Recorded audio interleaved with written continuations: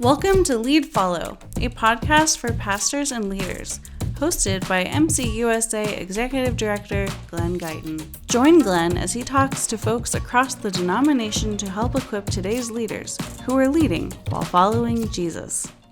Hello, I'm Glenn Guyton, and during this season of Lead Follow, we will be exploring ways to engage with youth and young adults from Gen Alpha to Gen Z. Today, I am pleased to welcome Marisa Smucker, who will be discussing connecting through service. Marisa is the Executive Director of Mennonite Mission Network, the mission agency of MCUSA.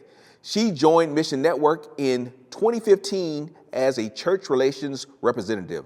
Since then, she has been Director of Mennonite Voluntary Service from 2019 to 2021, Senior Executive of Ventures from 2021 to 2023, and currently she is the Executive Director.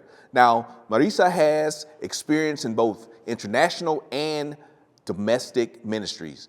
She holds a bachelor's degree in social work from Goshen College and a master's degree in Christian formation from Anabaptist Mennonite Biblical Seminary. Welcome to the table, Marisa. How are you doing today? I'm feeling great. All right. So good to have you with us today, and just want to celebrate you in this role as the executive director of our mission agency. So my question for you, we're going to talk about youth and young adults and service, but if you were to give one piece of advice to 13-year-old you, what would it be? Yes, I would say explore. Explore. Yes, explore and be willing to go on the adventure. Oh, wow. Now, did you explore a lot as a child? Or as a teenager? Yeah, that's a good question. Did I actually explore? I don't know that I felt like, there were a lot of opportunities, but when opportunities did come up, Okay. I felt like, ready to say yes. I wasn't shy per se. I enjoyed doing things. Our family was outgoing in a way that we invited different people into our homes, had guests over, variety of cultures, and so that probably set me up to be more adventurous, I would say.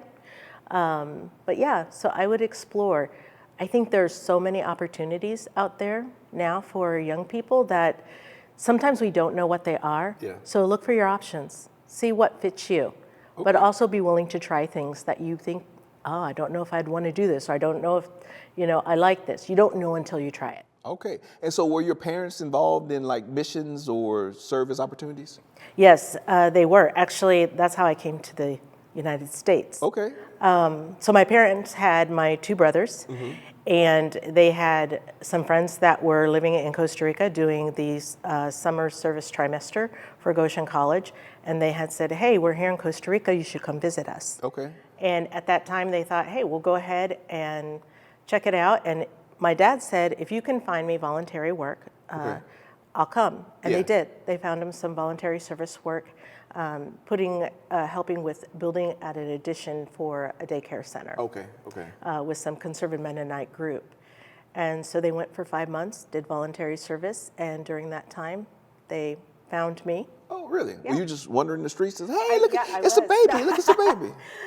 No, they knew they wanted to adopt. Okay. So they explored a few adoption agencies, places there, orphanages. And where they actually found me was in the hospital. Oh, really? Okay. I was in the hospital for malnutrition. Oh, wow. But my mom says I'm the one that responded to them the most. Yeah. I was the one that responded to them the most. Yeah. And there was a connection. Were you like that dancing baby? You remember that video with the dancing baby? No, Were you I like, wasn't the dancing pick baby. me, But pick me? I will tell you, I was the one who held up my arms to really? behold. Yeah. Okay. All right. Yeah. And so now, that's really an amazing story. So your parents were on a service missions trip, and now you are the executive director of the mission agency. Isn't that, is that kind of surreal for you? Yes, when I look back and think about just where I've been and how my life has been in this journey, I do kind of sometimes think, what just happened? Okay. But yeah, it's exciting. So as we think about service and young people, young adults, like what are some of the benefits, do you think, of participating in like in the programs that you have in Mission Network? Yeah. So the current programs we have in Mission Network is Mennonite Voluntary Service. Okay. Many call it MVS, for short. Service Adventure. Oh, that sounds fun. It is. Okay. And also Youth Venture. Okay. So Mennonite Voluntary Service is for that age range, typically just coming out of college. So you don't have to go to college to go to MVS, but it's about that age range. All right. So probably about 20-something, 21 to about 25, Okay. kind of that age range. Yeah. Service Adventure is for those coming out of high school. Oh. So it's a little bit different situation. And then Youth Venture is a 2-week, 2.5 with travel to connect with our partners. Yep. Often we've done that international, but COVID taught us, hey, we need to do some more national. And so we've done some more national trips too with that. Yeah, and you know, and you mentioned that as we think about international versus domestic. I was watching a video on TikTok or something, and you know, one of the criticisms of U.S. citizens is that we don't travel enough.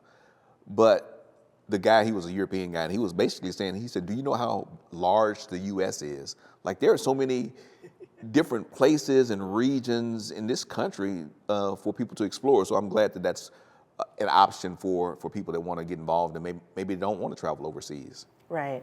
I mean, and cost of travel too has really changed.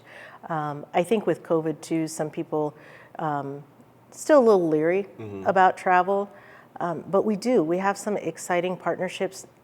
Yes, we have exciting partnerships overseas, but we also have exciting partnerships here nationally. Yeah.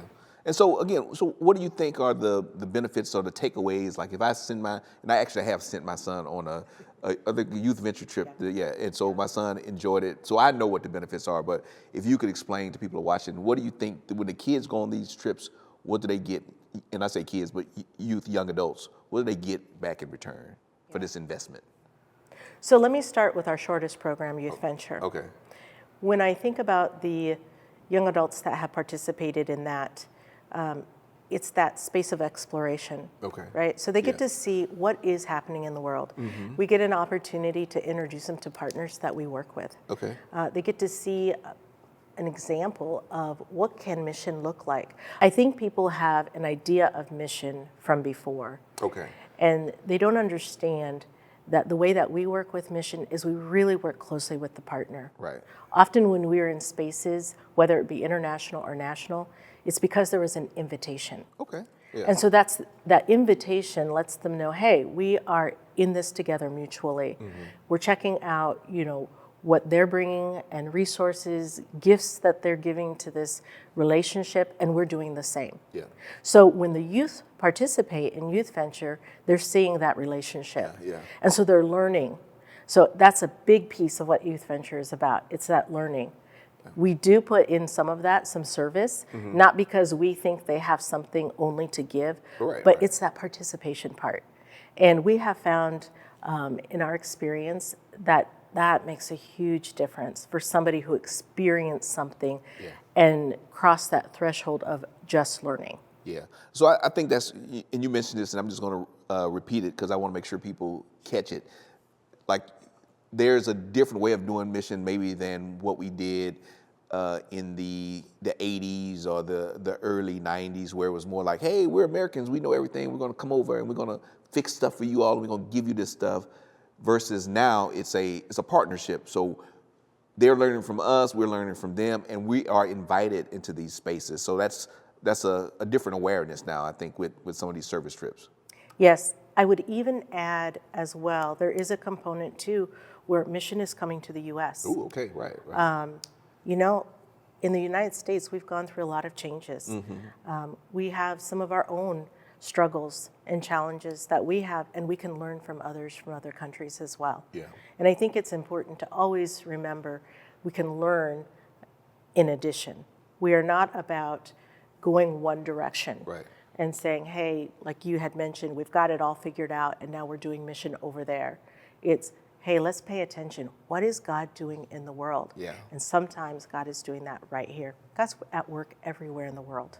And we are part of that global experience. I think that was probably one of the best things that I've gotten out of being a part of some of the Mission Network programs, because I was a youth pastor, and so I went on some of these experiences, different programs, and some of the ones that you mentioned. But where do you see God working in the city, or where do you see God working in the world? I think it's really one of the more profound lessons that I learned participating in these short-term mission programs. Well, let me use another example too. Another example would be the national youth venture pieces that we've done. And also youth can participate in our Just Peace pilgrimage. So that's kind of a spin-off of the youth venture. And in those settings, again, we're working with partners. So the people that come from Mission Network, the staff people that are along, are facilitators. We have not said that we're the experts. We certainly have experience. We're learning along the way, but we recognize how much our partners are a key part. We're learning from them. We're taking our cue from them. They're our guide, and they have invited us into their community. And so it's a participation. And so it's really giving them that space to let us know who they are, what we should learn, what does this interaction look like, and it's about participating. It's about relationship. Well, so tell me a little bit more about the Just Peace programs that you have. Sure. So the Just Peace pilgrimage comes out of the youth venture. So the participants from youth venture oftentimes go back to their churches or schools or other places, and they share about what they did. And so then we got some requests from adults saying, hey, could we do something like that too? Absolutely. Yes, you can. So our Loa Bontrager, who has been leading our youth venture, worked with her team and thought, okay, what might this look like? And so that's what we have also introduced. We've got some really interesting groups. Sometimes they're school groups. Sometimes they come from a church, whether it be a group that comes together or a Sunday school. Sometimes it is a youth group that goes. And the difference there is youth venture, you typically sign up individually, which can be fun. You meet new people. But here, a whole youth group can sign up. We've also had intergenerational, where grandparents have gone with their grandkids. I think that's great. So there's, it's a space where we can really tailor and see what works best and what are people looking for in that experience as well. But for the Just Peace pilgrimage, it is specifically about learning and challenging some of our perspectives. And so it can sometimes feel a little bit hard, especially if you go in thinking one way and realize, wow, this is something new. I hadn't thought about this. And so, again, that is more of a travel. And that's centered on racial justice, or? So we have 3. Well, we have 2 at the moment. The 2 that we have at the moment is civil rights and then Christ at the border. Yeah. And so immigration is more the one, Christ at the border. We are running that this summer. We'll have about 3 groups participating in that. And again, it's that learning component and with a touch of service. And what that does is it helps you really meet people when you do that service component. Again, it's not coming in. We're not saving anybody. It's not like that. But it's saying, hey, we're also here to participate. We're also here to meet people and really understand. And working alongside of people, I think really, I think it's a really transformative, is because it helps break down maybe some of the paradigms that you have, the negative paradigms that you have about other people. And once you can work alongside of people and maybe even figure out like, well, why are they doing this like this way? I think it causes you to stop and examine some of your own beliefs, and maybe, I don't know, maybe even start questioning some things about the choices and decisions that you make in the world. Exactly. Yeah. And so as you, again, thinking about the programs that you have, what are some best practices maybe for churches looking to engage their young people in this way? So one thing I want to mention is with the Mennonite Voluntary Service and the Service Adventure, when we think about young people coming and participating, we give a sense of being sent. Who's sending you? Who sent you? Now, granted, not everybody comes from a church, and that doesn't always happen in that kind of way. But when you are part of a church, an opportunity for a congregation to feel like they are participating with the participant it's their opportunity to pray alongside while the person is in that service program. It's an opportunity to support financially. Yep. And it's an opportunity through the newsletters and from the sharing that they receive from the participant throughout their service term to learn about something new and hear what's going on in another part of the country. Yeah.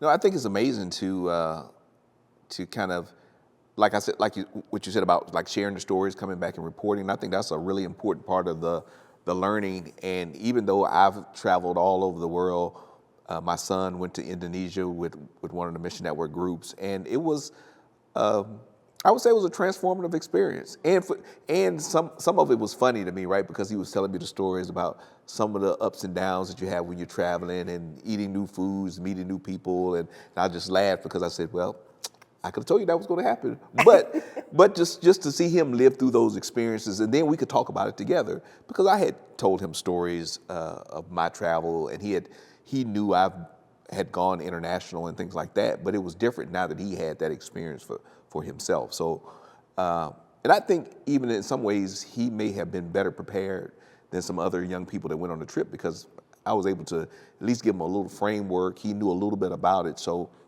I think it even made him more receptive. So I guess I would just encourage parents and churches to, really be involved in the orientation of young people before they go on these adventures, and then that reflection when they come back. I think it just needs to come full circle as part of that work. Yeah, I agree. So as you think about these learning opportunities, what are things that maybe have changed since you've been doing this for a while? What are some things that maybe have changed? Maybe we need to be a little bit more mindful of now that we have post-COVID kids and all these other things. What's changed in this work? That's a good question. I'm going to go a little bit further as I think about even the reason that people do voluntary service these days and even consider participating in one of these programs. When voluntary service and Mennonite voluntary service were first started, it was during a time when it was in reaction to the draft. Right. And so it was alternative service. Yep. And so when we think of that kind of service, it held on for so long. I'm doing this because I don't believe in war, or I'm a conscientious objector. Yep. But we don't have the draft today. So not yet. Well, not yet. Fingers crossed. So for in this moment, though, it's not in reaction to that. Right. So what we've realized is we are in a world that is a me generation. We think about us. A me generation. A me. Okay. All right. Yeah. A me generation. What's best for me? What do I need to do to get ahead? How am I going to succeed? Yep. And to a certain extent, I think about that sometimes too. Yep. We're also part of a church, part of a theology through Anabaptist theology that also thinks about the community, the world. Yep. So what do I have to offer? What is God asking of me? Yeah. Where's a place that I can serve? So in this sense, to think of the word alternative, it's about an alternative lifestyle. Ooh, I like that. Yeah. So we're still doing alternative service. Right. Not reaction to a draft, but in reaction to what the world is asking about and what the world is showing us and telling us should be our priorities. So that's one of the things I think about that's slightly different for us these days. I think another thing too is coming out of COVID, one thing that's been really hard, I've heard this is a very lonely generation, right? You can feel very alone. Yeah. And so when I think about the partners that we have in both Mennonite Voluntary Service and Service Adventure, it's about community. Yeah. So when they're participating in these programs, they are joining a community. So when I talk about community, one, all of our units are connected to a church or an organization that is committed to this work. So it's the community, not only the community that they are bringing, but the community that they are going to. They're going to. Yeah. Especially with the congregations that have been doing this for a while, Alamosa, San Francisco, Tucson, Chicago, they are surrounding them with people that are there all the time. Yeah. This is their community. Yeah. They're inviting these participants in. Yeah. And so oftentimes they'll get a mentor or they are connecting to a church or they're connecting to an organization that is committed to that area and that community. Yeah.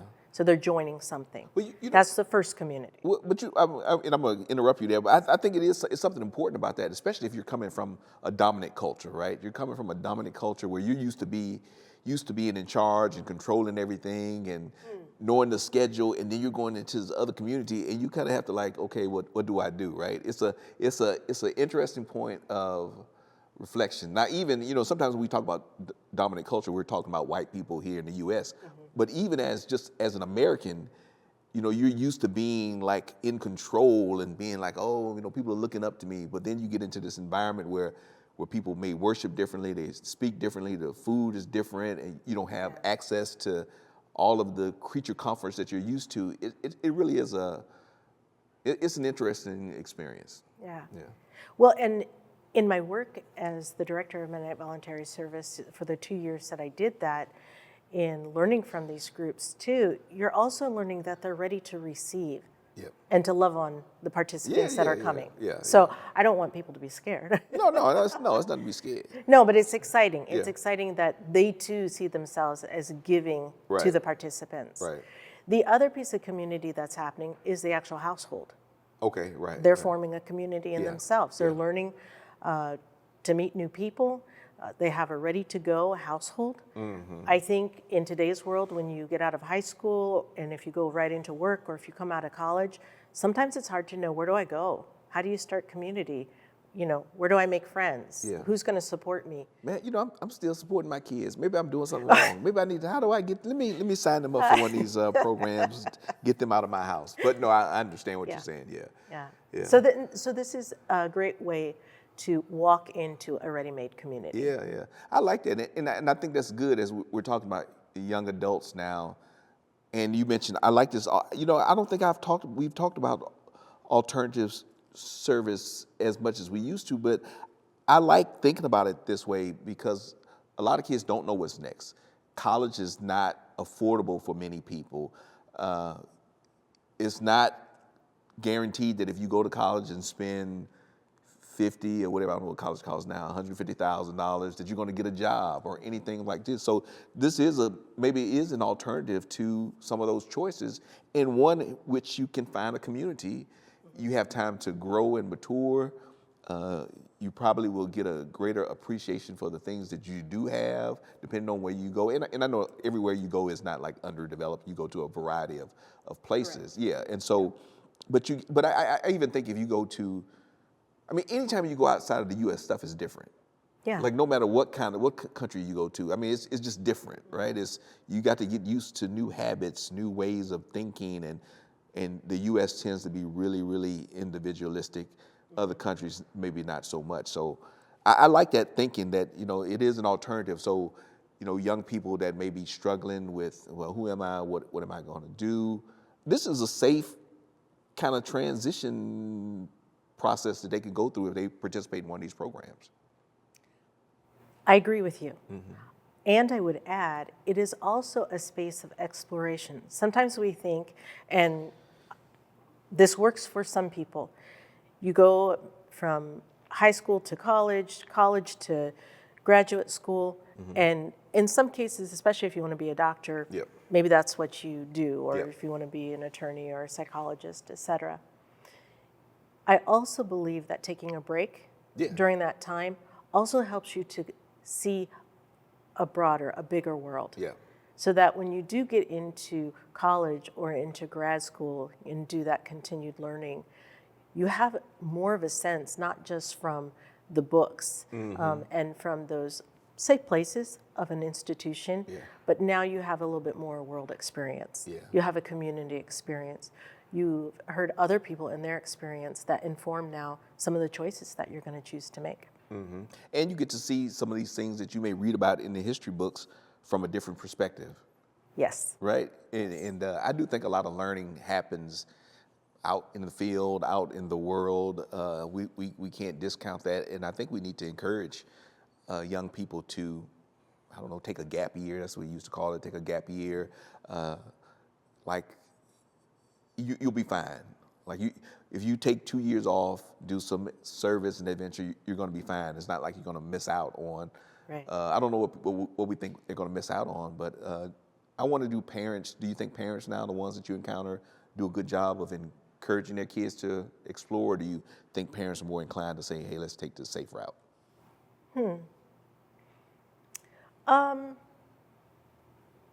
The parents I know, I do think they explore. Again, I think there's pressures. Okay. There's realities of pressure of needing to continue in your education while you're in the flow. I think there's the pressures of, hey, we need to get a job, we need to, pay the debt, especially when you have school loans. Yeah. And I've also seen parents who recognize that you're still going to have the school loan, but now's the time to take that break. Right. And we're exploring ways that we might be able to help with some of that debt. But they can go to this program though before they get in debt, before they get to college. That's true. Yeah, yeah. They could. Yeah. And again, this isn't for everybody. Not everybody goes to college. Right, So it's not exactly. just about Right. debt. I also think it's a space where people are learning what they want to do. Right. Yeah. And I think parents, especially if they see their kids struggling, and again, sometimes the pressures of school, maybe something's going on, maybe they know that their young adult child is feeling lonely or struggling with something. These could be places for people who need and want that ready community that we talked about. Right. I'm also excited about the placements that many of these places have. We're paying attention to what young people care about. Okay. Some of them are around environmental issues. Some of them are around immigration. We have one person working, even though they're located in Tucson, they're working with a group called the Coalition for Dismantling the Doctrine of Discovery. Yes. And so it's an opportunity to think about the things and to work with the things they care about. Yeah. And again, it's around a community that are caring about some of these things too. Yeah. And it's a difference going to those places. Like I've been to Tucson, I've been to the border. Yeah. It's a difference when you go and you see what's going on versus what you see on CNN, Fox News, MSNBC, whatever your poison of information is, your choice of poison of information. But it's a difference when you go there and you see like the people, right? When you're standing face to face with people, you're hearing their stories. You're seeing people. I've seen people climb over the walls they build. I've seen people climb over the walls. I've seen families, in the camps or the refugee housing before they're going to be deported back. I've seen all of that, and it's different once you get to experience that. And even if you're volunteering in these things and working alongside people, I think it helps us to be better informed people, Yes. And probably more compassionate people. Yes. Yeah.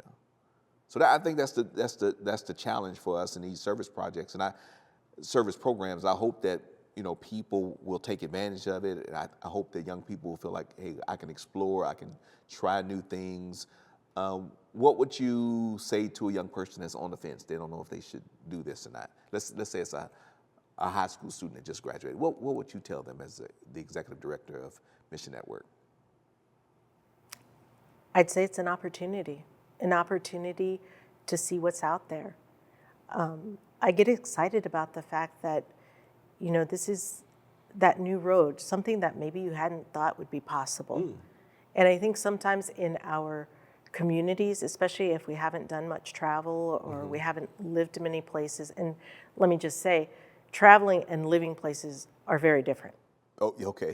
Yes, it is. Yes. It is. Yes. And so, yes, some people may say, oh, yeah, I've traveled around, but you haven't lived there. Right. And what you see when you travel is the tourist part. Right. And when you live someplace, you get to know people. Yeah.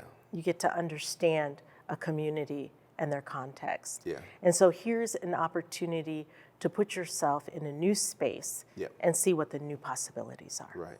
So any last word of advice that you have for people or that you want to say about your programs? Our programs are not stagnant. Okay. And I mean that in the sense that they are alive and in movement. Okay. So we pay attention. Like the baby with like the baby. hands. So we're paying attention. We're thinking about, hey, what do we need to do differently? Yes. What do we need to be listening to? Yes. We get that from participants, from partners, from others who maybe are observing from the outside. And it really is a partnership. Yeah. We're not here to do a program on somebody or at somebody, Right. but we're here to work with people. And so, yeah, I get excited about the fact that we are learning Okay. along the way as well. We're learning along the way, right? And we need to be excited. We need to get our hands up, and we're ready to explore and to take on new things. So thank you so much for your time. It was great talking to you and learning about all of the service opportunities. And I hope that the young people that are watching this, I hope they really take advantage of it. I promise you that it's worth it. That these trips, I did it myself as an adult. I've sent my son on these trips. It's worth it. It's nothing like, at least for me, I just get so excited when I can just see all of God's creation, all of God's people, and seeing, hey, God is at work over here just like he's at work here, right? Like God is all over, and there are people that love God no matter where you go, and people that are called by God that we can learn from no matter where you go. That's right. All right. Well, thank you so much. Well, for the latest news and events from Mennonite Church USA, please subscribe to Peacemail, our weekly email newsletter at MennoniteUSA.org/peacemail. We also ask that you prayerfully consider supporting the ongoing work of Mennonite Church USA's ministry at MennoniteUSA.org/give. Thank you so much.